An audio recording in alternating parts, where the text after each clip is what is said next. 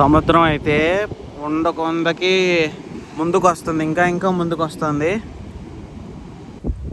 ఇప్పుడు ఒక ఊరు నేను నవ్వులు చూస్తా,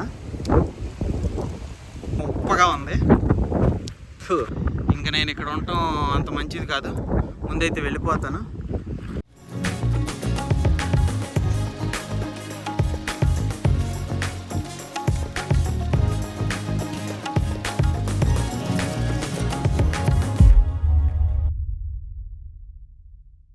మిత్రులందరికీ నమస్తే, నేను మీ నాగార్జున కొల్లి. మళ్ళీ మీ ముందుకు ఒక మంచి వీడియోతో వచ్చేసాను. ఇవాళ మనం హంసల దీవికి రెండోసారి వెళ్ళబోతున్నాం. ఫస్ట్ వీడియో ఎవరైనా చూడకపోతే కనుక చూడండి. అందులో హంసల దీవి బీచ్ అలాగే కృష్ణాసాగర్ సంగమం చూపించాను. ఈసారి మనం వేరే చూడబోతున్నాం. మడాడులను చూపిస్తాను. మామూలు మొక్కలు పెరగని చోట అవి ఎలా పెరుగుతాయో తెలుసుకుందాం ఇవాళ. అలాగే మీకు ఒక రకమైన చేపను చూపిద్దాం అనుకుంటున్నాను. సో ఈ చేపలు మరి ఎక్కడా ఉండవు, ఓన్లీ ఈ మడాడువులు ఎక్కడ ఉంటాయో అక్కడే ఉంటాయి. కాబట్టి అవి చాలా ప్రత్యేకమైనవి. అవి నీళ్ళల్లో కాకుండా నేల మీద బురదలో ఉంటాయి అన్నమాట. సో ఈ రెండు చూపించాలనుకుంటున్నాను. వేసవికాలం కదా, అందులోనూ రోహిణి కార్తె వచ్చింది కదా. సో ఆల్మోస్ట్ 45-46 degrees ఉంటుంది ఎండ. అందుకని చెప్పి నేను కొంచెం పెందలాడ బయలుదేరాను. ఇవాళ 5:30 అలా మా ఊర్లో బయలుదేరాను, మోపుదేవిలో. కానీ చూడండి, మన కోసం మబ్బులు పట్టేసింది మొత్తం ఫుల్గా. వెనకాల చూడండి, అంతా కూడా ఫుల్గా మబ్బులు పట్టేస్తుంది. లక్కీగా వర్షం ఇంకా పడలేదు, పడకూడదని కోరుకుంటున్నాను. ఎందుకంటే వర్షం పడిందంటే కనుక అక్కడ అలౌ చేయరు, అందులోనూ మనకి జర్నీ కష్టమైపోద్ది, మనం బండి మీద వెళ్ళాలి కదా. సో ఇప్పుడైతే వెళ్ళిపోదాం పదండి.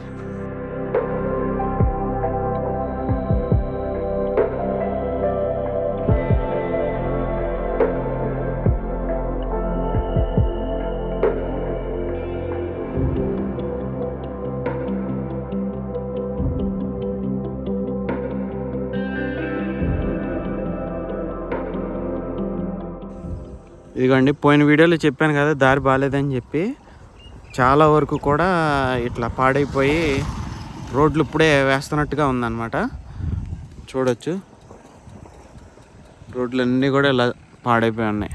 కొన్ని చోట్ల అయితేనేమో తార్ రోడ్డు ఉంటుంది, కాకపోతే మరీ గుంటలుగా ఉంటుంది. కొన్ని చోట్లేమో ఇలా రబ్బేసి ఉంటుంది. చూస్తే ఇది ఊరిని దుమ్ము లెగుస్తుంది. ముందర ఏదన్నా వెహికల్ వెళ్ళిందంటే కనుక వెనకాల దుమ్ము లేచిపోతుంది. దారిలో మనకు ఒక పాడుపడిపోయిన ఇదేదో బిల్డింగ్ లాగా ఉంది, అందుకని చెప్పి అది ఎక్కాను. ఇక్కడ నుండి ఏరియల్ వ్యూ లాగా ఉంది చూడండి.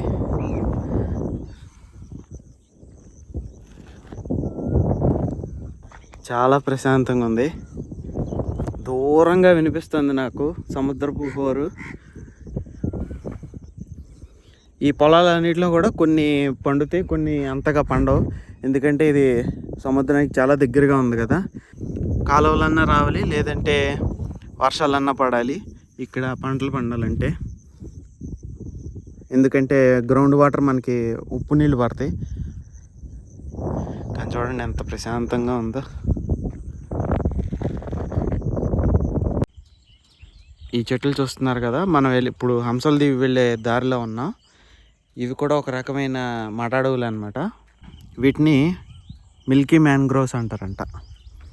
చూస్తున్నారా, మొత్తం అంతా కూడా పెద్ద కంపలాగా వ్యాపిస్తుంది. మొత్తం మీద ఈ మ్యాంగ్రోవ్స్లో 30-40 టైప్స్ వరకు ఉన్నాయి. కానీ మనం ఇవాళ చూసేవి ఒక 6-7 రకాలు ఉంటాయి. అందులో కూడా నేను మీకు 2-3 చూపించగలను. ఇదొకటి, ఇంకొకటి బీచ్ దగ్గర ఉందన్నమాట. ఇప్పుడు అక్కడికి వెళ్దాం, అది చూపిస్తాను. ఇవాళ వీక్ డే అనో మరి లేకపోతే ఇంకే కారణమో తెలియదు, కానీ అసలు ఒక్క మనిషి కూడా లేడు, మానవుడు లేడు. నేను ఒక్కడనే ఉన్నా, బైక్ తీసుకున్నా. ఇటు వెళ్ళాలి మనం ఇప్పుడు. సో ఇక్కడ చూస్తున్నారు కదా, ఇవి కూడా ఇంకొక రకమైన మడ చెట్లు అనమాట. ఇంకా నేను బీచ్కి వెళ్ళే దారిలో ఉన్నాను. అక్కడికి వెళ్ళాక ఇంకా మనకేమన్నా వేరే రకాలు కనిపిస్తాయేమో చూద్దాం.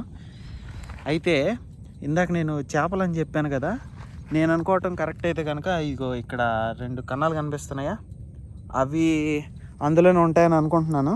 కానీ ఇప్పుడు పోటు సమయం అనమాట. పోటు అంటే హై టైడ్ అంటారు. సో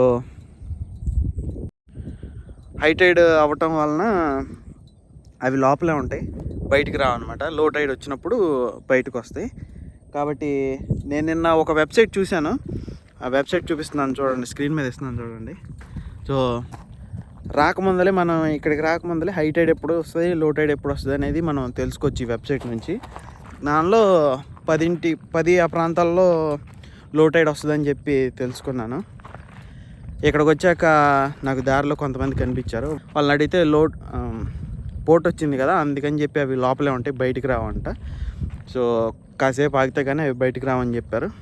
ఆ చేపలు బయటకు వచ్చేలోపు మనం మడాడువులు చూద్దాం, దాని తర్వాత చేపల జోలికి వెళ్దాం. ఓకే, మీకు కెమెరాలో ఎలా కనిపిస్తుందో నాకైతే తెలియట్లేదు, కానీ సముద్రం మాత్రం చాలా హోరుగా ఉంది. పెద్ద పెద్ద అలలు వస్తున్నాయి. ఇలాంటి టైంలో రావటం చాలా వరకు ప్రమాదకరం అన్నమాట. అసలు చూడండి ఎంత పెద్ద పెద్ద అలలు వస్తున్నాయో. కాబట్టి ఈ టైంలో నీళ్ళలో దిగటం అనేది చాలా ప్రమాదకరం. కాబట్టి ఎవరో ఇట్లాంటి టైంలో రాకండి, వర్షాకాలంలో చూసుకుని రండి. వర్షాలు పడని టైంలో వస్తే మంచిది. సముద్రం అయితే కొందకి ముందుకు వస్తుంది, ఇంకా ముందుకు వస్తుంది. సన్నగా తుబరపడింది ఇప్పుడే. వెదర్ అప్డేట్ చూస్తేనేమో అక్కడక్కడ భారీ వర్షాలు పడబోతున్నాయి ఆంధ్రప్రదేశ్లో అని చెప్పి చెప్తున్నారు. నేను ఇంకా కాసేపు ఒక అరగంట వెయిట్ చేస్తాను. ఈ లోపే ఏమైనా కొద్దిగా క్లియర్ అయితే కనుక వీడియో కంటిన్యూ చేస్తా, లేదంటేనేమో వెళ్ళిపోతాను వాళ్ళకి.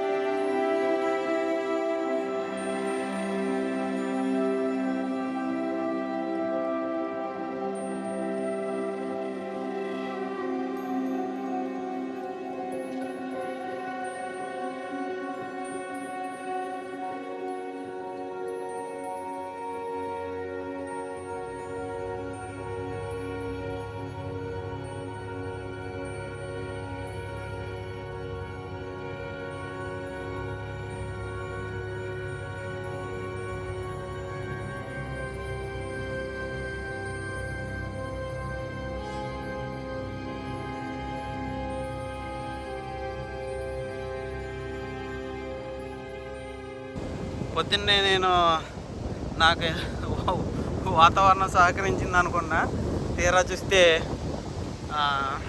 దానికి ఆపోజిట్గా జరిగింది. అక్కడ మరీ పరిస్థితి చేయి దాటిపోయేలా ఉందని చెప్పి ముందు ఇక్కడికి వచ్చేసాను. మడాడోళ్ళు చూపిద్దామని చెప్పి ముందు వీటిని చూద్దాం.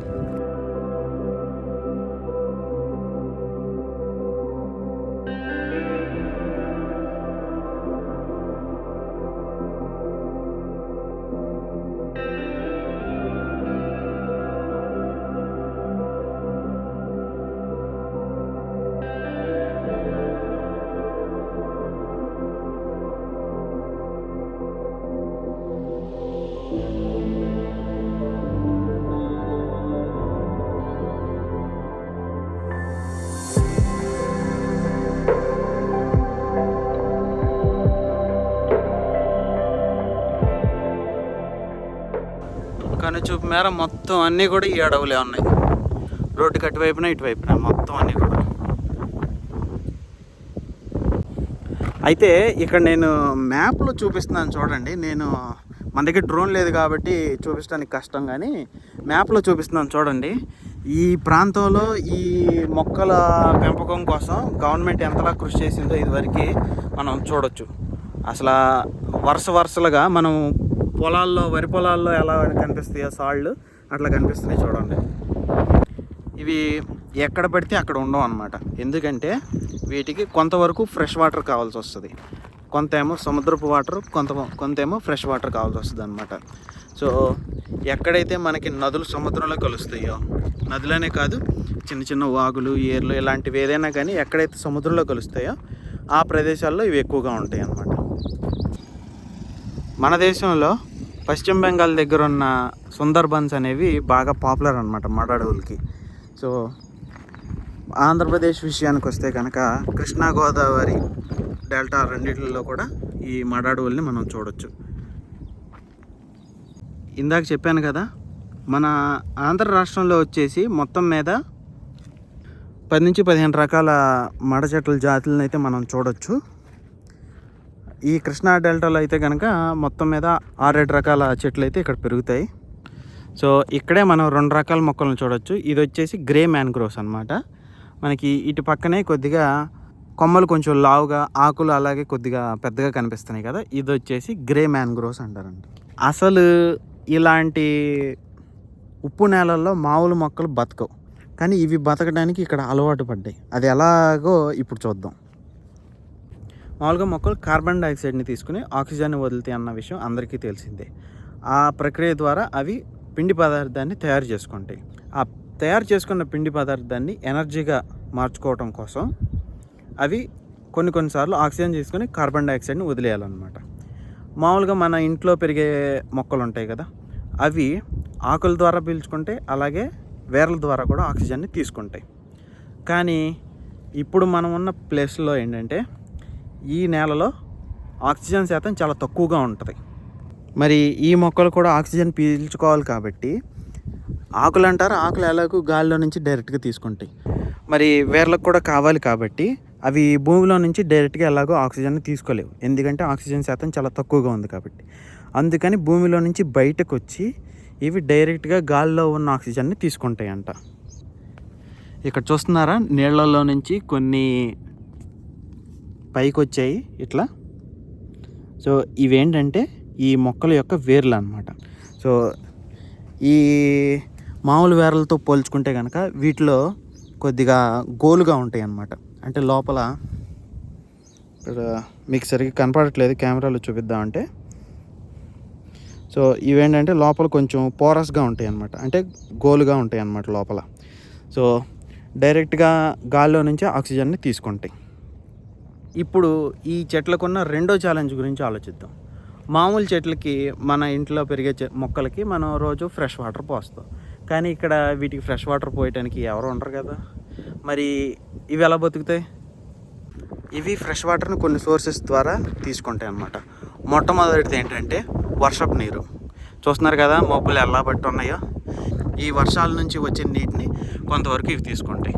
రెండోది నదీ సంగమాలు ఎక్కడైతే ఉంటాయో అక్కడ ఉంటాయని చెప్పాను కదా, నదిలోంచి వచ్చే కొంత ఫ్రెష్ వాటర్ని కూడా ఇవి తీసుకుంటాయి. ఈ రెండు మేజర్ అన్నమాట. ఇక ఆఖరి దానికి వస్తే కనుక ఇక్కడ వీటికి విరివిగా లభించే సాల్ట్ వాటర్ని ఇవి తీసుకుంటాయి అన్నమాట. సాల్ట్ వాటర్లో చాలా వరకు ఫిల్టర్ చేసేసి ఆకుల ద్వారా ఉప్పుని బయటికి వదిలేస్తే మిగిలిన కొంతవరకు చెట్లలో మిగిలిపోతాయి అన్నమాట. ఇప్పుడు ఒక ఊరు నేను నవలి చూస్తా. మామూలుగా ఆకులు అనేవి చేదుగాను ఒకరిగాను ఎలాగుంటాయి, కానీ ఇది మాత్రం ఉప్పగా ఉంది. ఇంకొకటి ఏంటంటే లైట్గా దీనిపైన తెల్లగా కనిపిస్తుంది పౌడర్ ప్రతి ఆకు మీద కూడా. సో అదేంటంటే చెప్పాను కదా, తీసుకున్న సీ వాటర్లో నుంచి కొంత ఉప్పుని బయటకు వదిలేస్తాయని, అది ఆకుల ద్వారా వదిలేస్తాయి అన్నమాట. సో ఎప్పుడన్నా సన్నీగా ఉన్న రోజు, బాగా ఎండ వస్తున్న రోజు చూస్తే కనుక మనకి జాగ్రత్తగా గమనిస్తే వీటిపైన తెల్లటి ఉప్పు అయితే మనం చూడొచ్చు. నేను ఇవాళ ఈ మొక్కలు చూపించడం కోసం చాలా వెతికాను, కానీ నాకు ఎక్కడ దొరకలేదు. ఇప్పుడు దొరికే చూపిస్తున్నాను చూడండి. ఇక్కడ కనిపిస్తున్నాయి కదా వేర్లు, చూడండి ఆ కింద గుబురుగా ఉన్నాయి చూడండి వేర్లు. సో వీటి వల్లనే కోస్టల్ లైన్స్ అనేవి చాలా పటిష్టంగా ఉంటాయి అన్నమాట. మన చెప్పాను కదా ఇందాక, ఇండియాలో సుందర్బన్స్ అనే ప్రాంతం చాలా ఫేమస్ అని వీటికి. సో అక్కడ ఈ మొక్కలు అయితే చాలా ఉంటాయి. చూడండి పక్కన ఉన్న వాటితో పోల్చుకుంటే కనుక చాలా పెద్దగా పెరుగుతాయి ఇవి. అలాగే రూట్స్ కూడా చాలా పటిష్టంగా ఉంటాయి అన్నమాట. సో అవి ఎక్కువ ఉండటం వల్ల దగ్గరలో ఉన్న సాయిల్ని ఎక్కడికి వెళ్ళకుండా గట్టిగా పట్టుకొని ఉంటాయి అన్నమాట. వీటి గురించి చాలామందికి తెలియకపోవటం వల్ల కొన్ని తీర ప్రాంతాల్లో వీటిని తొలగించడం అయితే చేస్తున్నారు. కానీ ఇవి ఉండటం వల్ల ఏంటంటే నార్మల్గా నదులు ఎక్కడైతే ఉంటాయో అక్కడ నీటి ప్రవాహం చాలా ఎక్కువగా ఉంటుంది. వరదలు ఉన్నప్పుడు అది మరీ ఎక్కువ అవుతుంది. ఈ వరదలు వచ్చినప్పుడు ఏంటంటే దగ్గరలో ఉన్న మట్టి, ఆ రేవు దగ్గర ఉన్న మట్టి, ఇసుక ఇలాంటివన్నీ కూడా కొట్టుకు వెళ్ళిపోతాయి అన్నమాట. అదే ఇలాంటి మడడువులు ఉంటే కనుక అలా మట్టి కొట్టుకుపోవటం కానీ, సాయిల్ ఎరోజన్ అంటాం కదా మనం ఇంగ్లీష్లో, సో అది జరగకుండా ఉండి తీర ప్రాంతాలు అనేవి చాలా సేఫ్గా ఉంటాయి అన్నమాట. సో అందుకని మడడువులు అనేవి చాలా ఇంపార్టెంట్. వాటిని మనం కాపాడుకోవాల్సిన అవసరం చాలా ఉంది. ఒకప్పుడు ఈ ప్రాంతాల్లో కొంతవరకు ఈ మడడువులు అనేవి నరికివేతను ఎదుర్కొన్నాయి. గవర్నమెంట్ కొన్ని చర్యలు తీసుకుని వీటిని ప్రొటెక్ట్ అయితే చేసింది. చూస్తున్నారా, మబ్బులు ఫుల్గా పట్టేసి ఎక్కడో వర్షం కూడా పడుతుంది. నాకు చల్లగా గాలి కొడుతుంది. ఇంకా నేను ఇక్కడ ఉండటం అంత మంచిది కాదు, ముందైతే వెళ్ళిపోతాను. అసలు నాకు ఆ మబ్బుల్ని, ఆ సముద్రాన్ని, ఇంత దూరంలో ఉన్న ఆల్మోస్ట్ నేను 1 కిలోమీటర్ దూరం వచ్చేసాను సముద్రం నుంచి, అయినా కూడా నాకు సముద్రం హోరు వినిపిస్తుంది. ఇంకా అప్పుడు మీరు ఒక్కసారి ఊహించుకోండి ఎంత ఇదిగా ఉందో. సో ప్రస్తుతానికైతే నేను వెళ్ళిపోతాను. ఇంకొక రోజు వచ్చి కవర్ చేయడానికి ట్రై చేస్తాను. ప్రస్తుతానికైతే లాస్ట్లో ఒక క్లిప్ ఇస్తున్నాను చూడండి. ఇందాక చెప్పిన మొప్పడాయి చేపల గురించి జస్ట్ ఒక చిన్న క్లిప్ అయితే దొరికింది, అదైతే చూడండి మీరు. సో నెక్స్ట్ వీడియోలో ఇంకా బాగా తీయడానికి ట్రై చేస్తాను. నాకు ఇప్పుడే ఒకటి కనిపించినట్టు అయితే అనిపించింది. నేను కొద్దిగా జూమ్ చేసి చూపిస్తాను చూడండి. మరి బెదిరిందంటే నేనేం చేయలేను ఇంకా. అదిగోండి నీళ్ళ వెళ్తున్నట్టు కనిపిస్తుందా? అదిగో వెళ్తుంది, కనిపిస్తుందా? అదిగోండి. సో అదే ముప్పడాయి చేప అంటారంట, ముప్పడాయి కాదు. ఇంకెక్కడన్నా ఉన్నాయని చూస్తున్నా. నా ఎఫర్ట్స్ కనుక నచ్చినట్లయితే లైక్ చేయండి, అలాగే షేర్ చేయండి మీ ఫ్రెండ్స్ తోటి. ఛానల్ని కొత్తగా చూస్తున్న వాళ్ళు ఎవరైనా ఉంటే కనుక సబ్స్క్రైబ్ చేసుకోండి. Thank you so much. Will meet you in the next video. ఒక్క నిమిషం పాటు అలా సముద్రం నుంచి వచ్చే సౌండ్ని విని ఆస్వాదించండి.